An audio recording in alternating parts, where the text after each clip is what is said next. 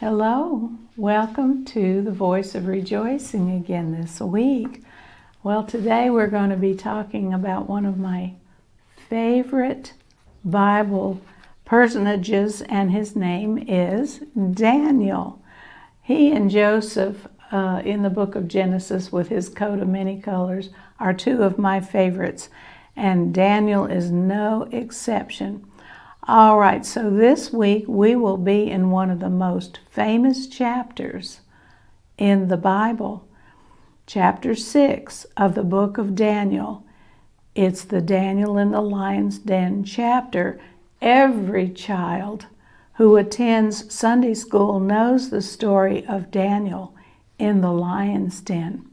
In this chapter, not much time has passed since the handwriting was written on the wall, but many dramatic changes have been taking place in Babylon.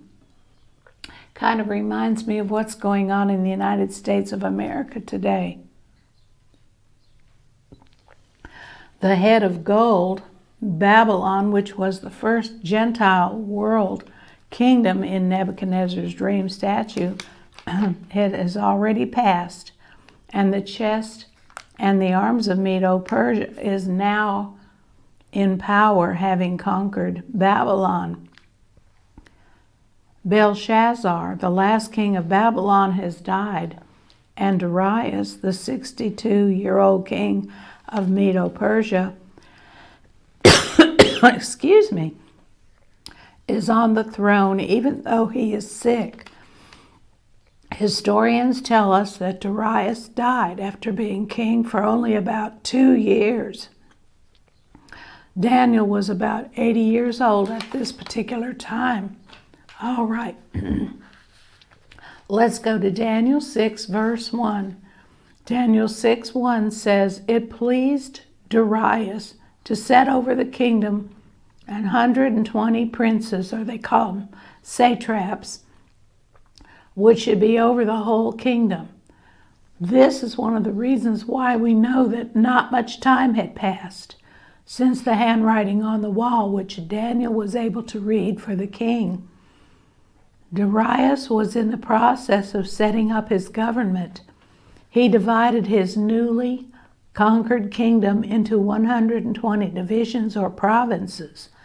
Then came the political appointments, which usually, but not always, went to members of the royal family. It pleased Darius to make 120 appointments, one ruler for each division or province of his kingdom. Now Daniel 6, verse 2 says, "And over these, over the 120 provinces, 3 presidents were set, of whom Daniel was the first, that the princes might give accounts unto them, and the king should have no damage." In other words, they, or the satraps, or the heads over the 120 provinces, should not cause the king to be defrauded in any area of the king's business. So the 120 divisions or provinces of the kingdom were divided up into 3 groups, probably 40 in each group. Then 3 administrators were appointed over each group, and Daniel was one of the 3. It was the job of these administrators to protect the interests of the king. I'm sure they were probably told to watch the satraps for things like corruption, disloyalty, theft, and poor administration. Noah Hutchings, a favorite Bible teacher of mine, who went home to be with the Lord a while back, says that Daniel was an exceptional man with great administrative abilities. He was highly recognized by everyone in this regard, even his enemies. Noah Hutchings said that history records that Cyrus crucified 3,000 Babylon political enemies. Doubtless, all of the 1,000 of these were present when Belshazzar had his great feast, where the handwriting was written on the wall, and Medes and the Persians conquered Babylon. No doubt all the 1,000 political enemies who attended Belshazzar's party were included in the number of those crucified by Cyrus. Noah says we would certainly expect Daniel, the third highest ranking ruler in Babylon, to have been included in this execution of political enemies. However, not only was he spared, but he was made one of the 3 presidents of the empire. Now Daniel really stood out among his peers. His reputation had preceded him. His excellent reputation, I might say. All right. Daniel 6:3 continues to unfold the ongoing legacy of Daniel's renown. It says, "Then this Daniel was preferred above the presidents and princes because an excellent spirit was in him, and the king thought to set him over the whole realm." Daniel was superior to everyone else Darius had appointed. He was distinguished among the others, and it did not go unnoticed. The king made plans to set Daniel over the whole kingdom. He would have Daniel second in command only to himself. That reminded me of Joseph. Joseph was supposed to be second in command only under Pharaoh. He was the only person under the Pharaoh in the chain of command. Hal Lindsey said that the reason Daniel was great was that he learned to follow faithfully the will of God. And you do that by faithfully following the word of God. And you do what you do because you know we are being observed by God, and we want to do that which is pleasing in his sight. Noah Hutchings said something very interesting about Daniel. He said, "With the institution of Daniel in the government of the Medo-Persian Empire, we witnessed the fall of one empire and the rise of another. Now, the question often arises, will Babylon rise again?" Noah Hutchings says that his answer to the question is that Babylon will be rebuilt. The Babylonian system will spread to all Gentile or non-Jewish nations, the foremost of which is our own country. But the city itself will be rebuilt on its original site. We must remember to these 4 young men, Daniel, Shadrach, Meshach, and Abednego, God gave knowledge and understanding of all kinds of literature and learning. In every matter of wisdom and understanding about which the king Nebuchadnezzar questioned them, he found them to be 10 times better than all the magicians and enchanters in his whole kingdom. Daniel 1:20 says, "There is a man in your kingdom," Belshazzar's kingdom, "who has the spirit of the holy gods in him." And in Daniel he was found to have all the insight and intelligence and wisdom like that of their gods. Now that's found in Daniel 5:11. All right, now let's go to Daniel 6:4, because we see that this good report about Daniel stirred up jealousy among his peers.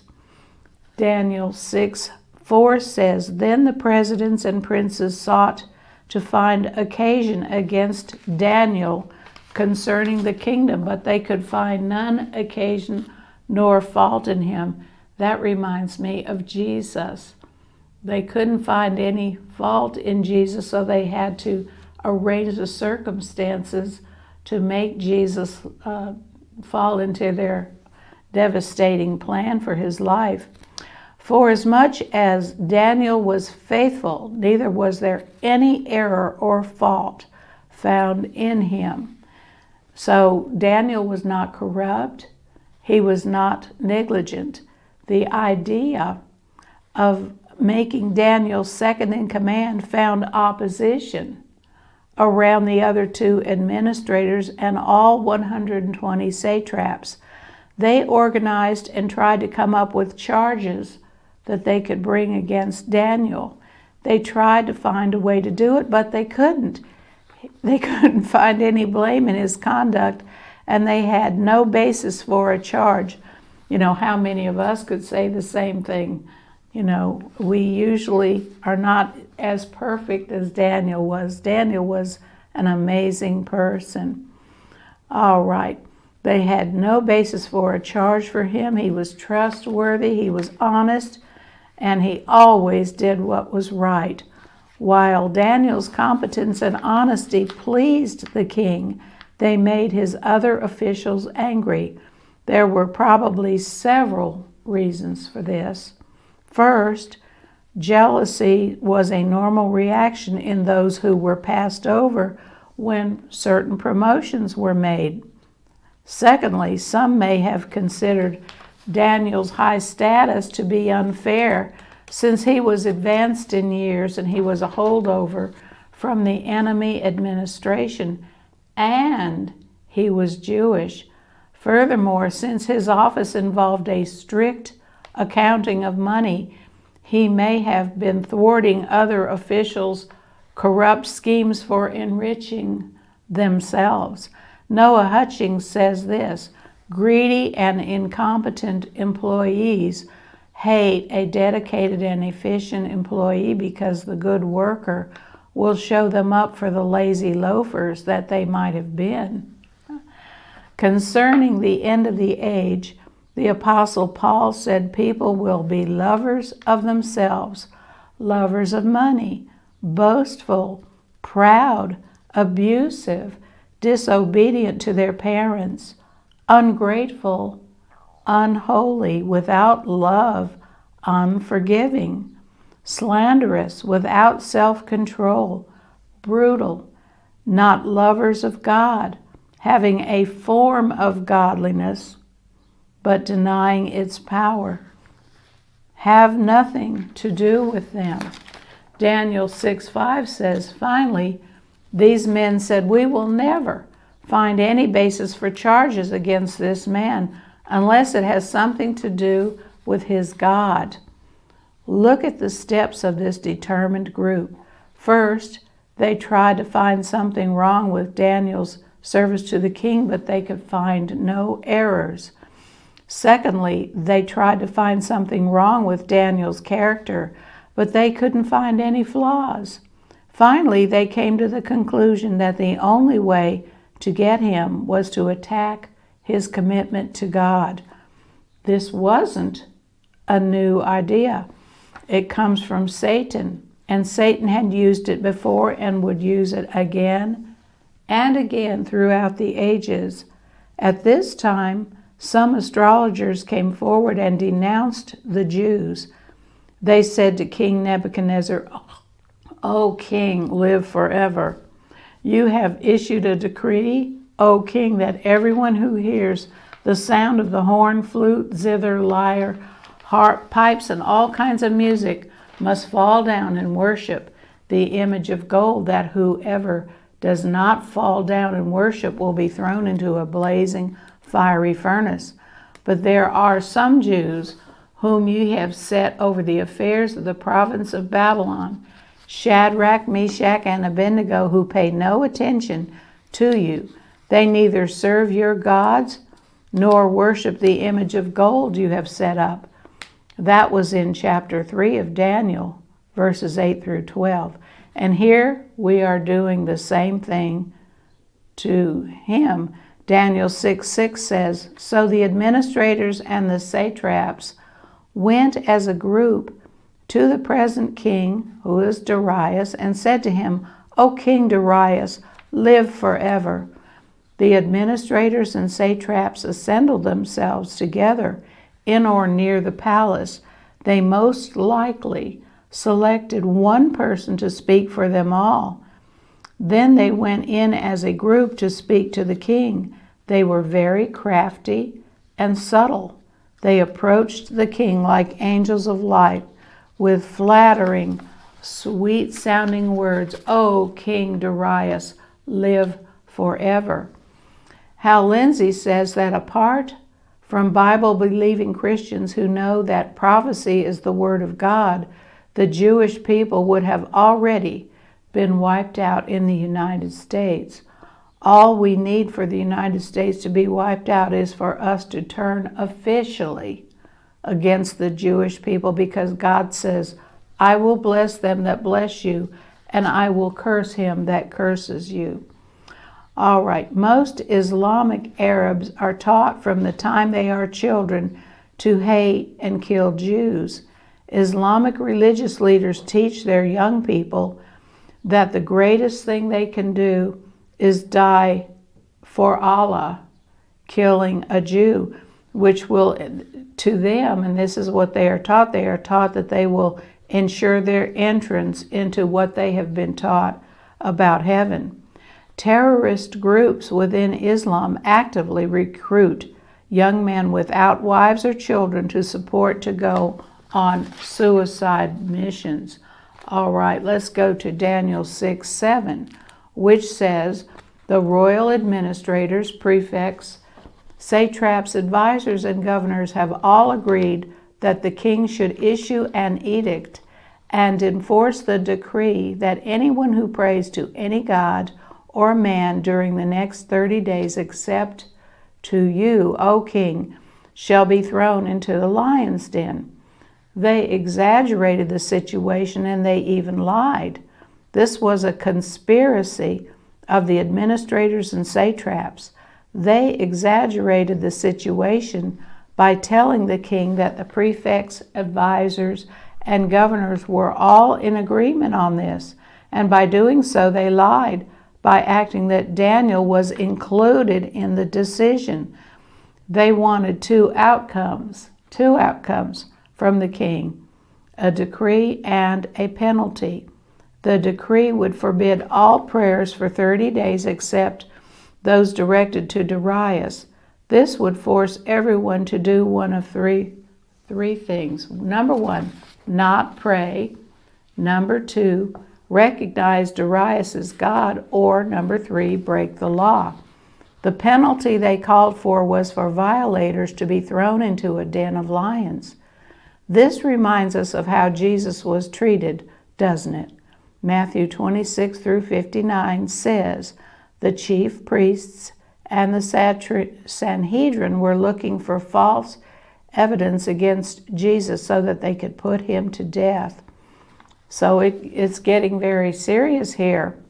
All right, let's talk about Judge Ira Demo. He died back in 2011 to ordered anti-religious monitors.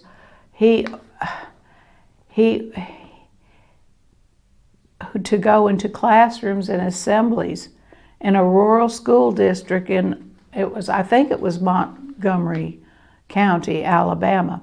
In a permanent injunction, this federal judge ordered a crackdown on any student observed discussing their faith or praying out loud, even quiet, private, voluntary prayers. He ordered a crackdown on prayers traditionally given at graduation assemblies and by players and coaches before football games. He ordered a crackdown on so-called religious harassment. This mandate has been interpreted by some frightened school officials as a ban on Christian students witnessing to others, even at lunchtime, or Christian students wearing Jesus t-shirts or jewelry. Penalties were promised to be severe. Daniel 6:8 says, now, O king, issue the decree and put it in writing so that it cannot be altered, in accordance with the laws of the Medes and the Persians, which cannot be repealed. They not only asked the king to issue the decree, they also asked him to put it in writing. According to the law of the Medes and Persians, if he put it in writing, it could not be changed, even by the king himself. It was a very sinister, thought-out plan. David Jeremiah said this. In that culture, they believed that their monarchs were infallible. Kind of reminds you of the Roman Catholic Pope is said to be infallible. Therefore, they would never make a mistake, or even could never make a mistake. The king himself could not change what he had written because that would be admitting his fallibility. Most religious people believe their gods are infallible and changeless, and that their God's decrees are infallible and changeless. In our time, some of the New Age cults teach that we are gods. I just want to ask a question. If it is true that we are gods, why do we make so many mistakes? Why do we age and grow old? Why aren't we surrounded by infallible and changeless people? The fact of the matter is that none of us are infallible or changeless. Satan was the first one to say that we could be like God. God says there are no other gods beside him. Daniel 6:9 says, "So King Darius put the decree in writing." The king was deceived. He did not see the diabolical plan behind the decree. He thought his advisors and satraps were asking for a good thing, so he gave in, put the decree in writing, signed it, and was stuck with it. Oliver B. Greene said, "I imagine that as the presidents and princes left the meeting, they thought their troubles would soon be over. Their scheme had worked perfectly, so they thought, and Daniel would soon be dead. But they did not consider that they were dealing with God's prophet, and God had said, 'Touch not mine anointed and do my prophets no harm.'" That's in 1 Chronicles 16:22. Daniel 6:10 says, "Now when Daniel learned that the decree had been published, he went home to his upstairs room where the windows opened toward Jerusalem. 3 times a day he got down on his knees and he prayed, giving thanks to his God just as he had always done."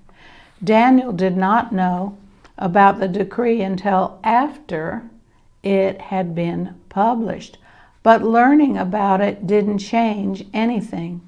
It seemed, from a human standpoint, that his life was on the line, but Daniel did not back down. He did not stop praying. He did not pray in secret, nor did he pray to Darius. He simply did what he had always done. He went home, opened a window, and humbly knelt and prayed facing Jerusalem. 3 times a day he prayed and gave thanks to God. Hal Lindsey says this, "When there is a law of God, guess which God you choose? God's law. Daniel didn't do anything violent, but Daniel did practice civil disobedience because there was a law that said that he couldn't pray to his God. As a general rule, Christians are supposed to obey their government.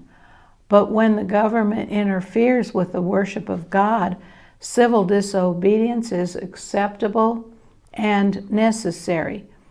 Daniel prayed on his knees 3 times each day and gave thanks to God.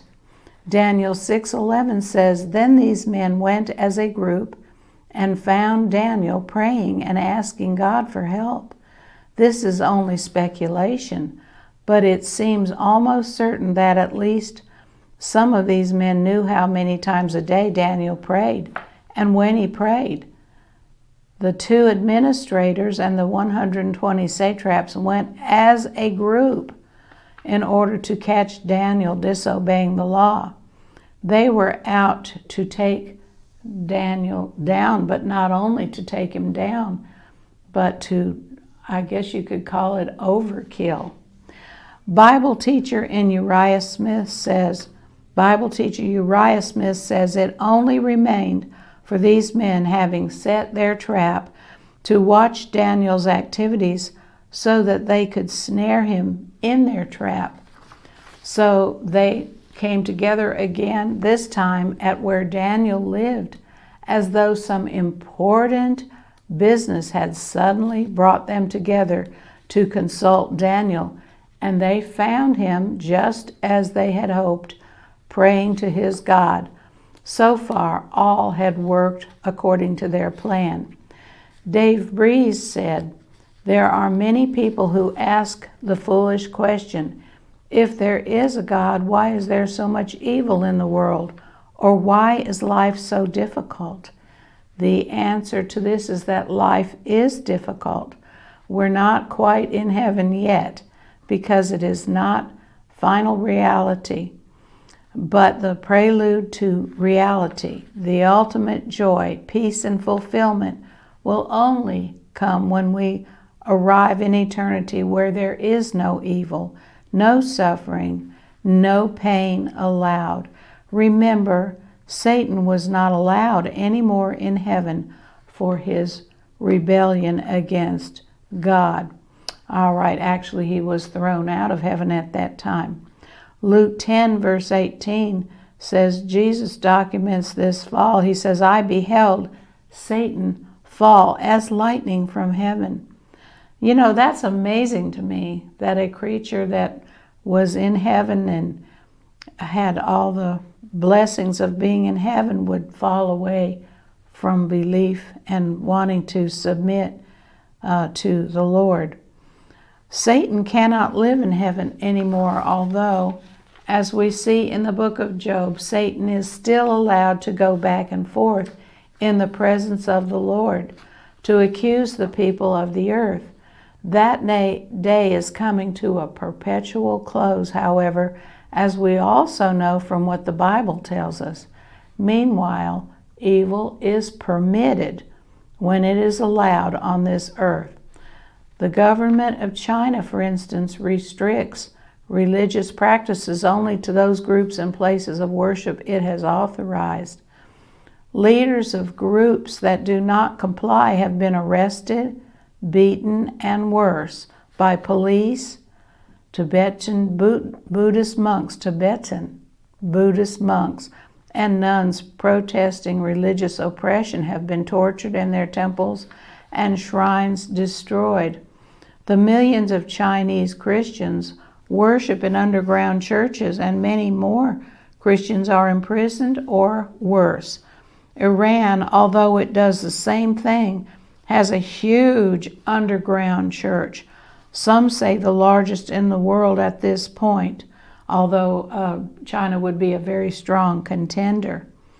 Daniel was one of the chief leaders in a world kingdom.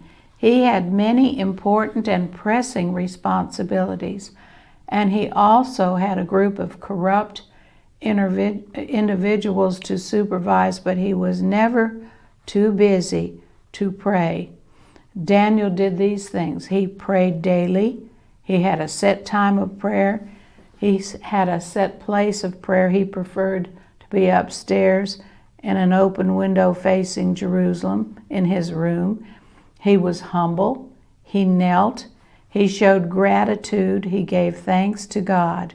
He was consistent. He prayed every day. Daniel 6:12 says, "So they went to the king and spoke to him about his royal decree. They asked, 'Did you not publish a decree that during the next 30 days anyone who prays to any god or man except to you, O king, would be thrown into a den of lions?' The king answered, 'The decree stands in accordance with the laws of the Medes and Persians, which cannot be repealed.'" Well, they didn't waste any time. They got what they wanted and they rushed back to their king. Notice the hypocrisy of their question. They are the ones who got the king to publish the decree, but they asked the question, "Did you not publish a decree that during the next 30 days, anyone who prays to any god or man except to you, O king, would be thrown into the lion's den?" Of course the king did, and he made it clear that the decree still stood. He even confirmed that the law of the Medes and Persians would not allow the decree to be repealed. Millions of American Christians pray in their churches each week, oblivious to the fact that Christians in many parts of the world suffer brutal torture, arrest, imprisonment, and even death, their homes and communities laid waste for no other reason than that they are Christians, writes author Nina Shea in her book, In the Lion's Den.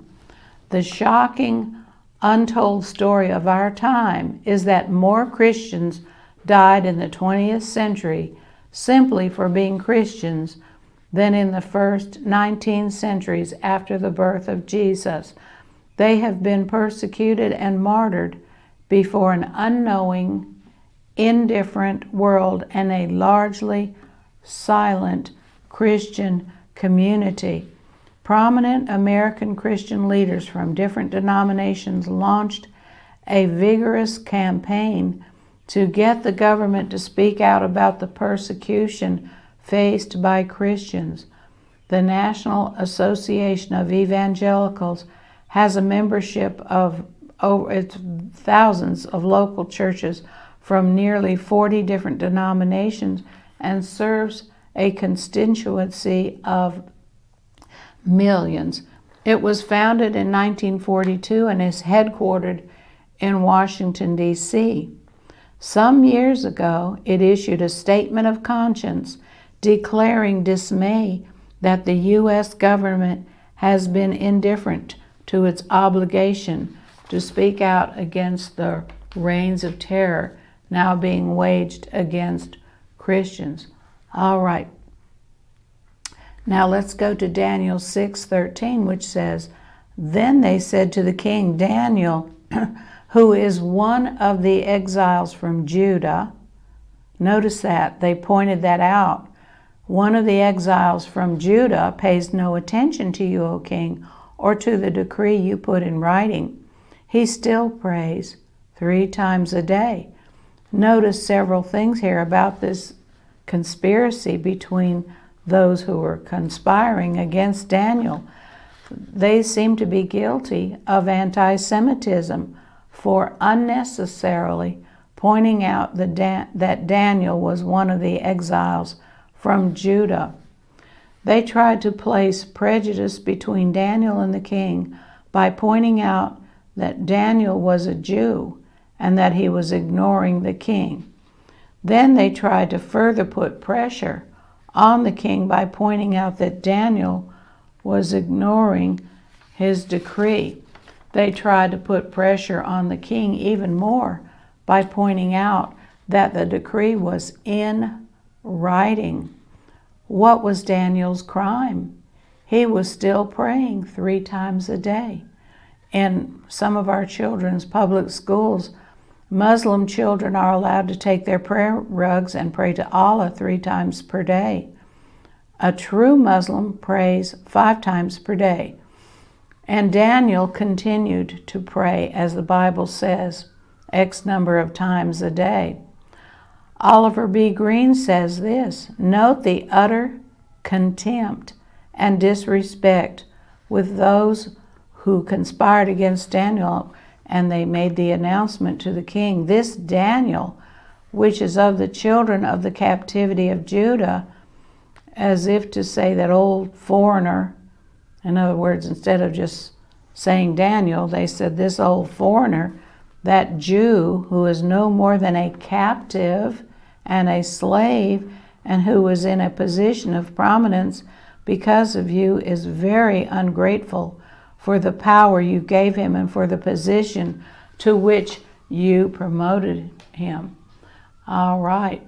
Speaking of Muslims, one way they dealt with Christian families is imprisonment, torture, and even execution. Women and children are kidnapped, sold into slavery, and forced to work as slaves. Some children go to re-education camps for forced becoming Islamic. Young boys can undergo military-type training and become martyred when they are sent to the front lines of wars. Ooh. Michael Horowitz, senior fellow of the Hudson Institute, said this, I am speaking out on behalf of persecuted Christians precisely because I am a Jew. No one understands persecution like a Jew, so they can be counted on in behalf of any people who are being persecuted. They're very qualified to talk about it, aren't they? All right, Michael Horowitz is a Jew, and he said, I am a Jew in the most deeply rooted sense. I see eerie parallels between the way the elite of the world are dealing with Christians who have become the scapegoats of choice for thug regimes around the world, and the way the elite dealt with the Jews as Hitler was coming to power. All right, so back to Daniel 6:13. The conspirators are to 6:14, which says, when the king heard this, he was greatly distressed because he realized that he had been manipulated into a corner, and realized what this would mean for Daniel. He was greatly distressed. He was determined to rescue Daniel, and he made every effort until sundown to save him. All right. The administrators and the satraps, interestingly enough, were not successful with their attempts to cause a rift between Daniel and the king. The king began to realize the position he had been maneuvered into by them, and he was not angry with Daniel. He was very distressed with himself for having been duped into creating this dilemma. He was determined to keep Daniel out of the lion's den, and he made every effort to find a way to do so. But the trap was firmly set, and both Daniel and the king were caught in it. All right, I was reading that back in 1994, 2 reporters from the Baltimore Sun went to Sudan in northern Africa. Now, this was some years ago, and they were able to buy 2 Christian slaves for $500 each. This provided verification of the slave trade in the Sudan, confirming a series of articles on the slave trade in Sudan, which the paper published in 1995. The reporters returned the young Sudanese men to their families.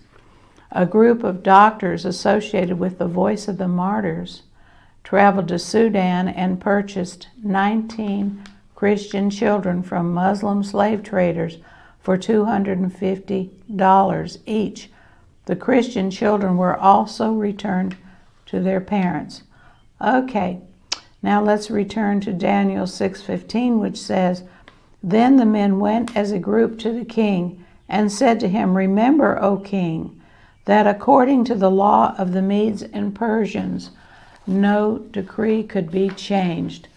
Noah Hutchings said that this, he said, most ancient laws stipulated that of an execution sentence had to be, when an execution sentence had to be carried out, and it should be carried out speedily, really within a matter of hours usually, so that no changes could be made. There was no stay of execution under these many circumstances.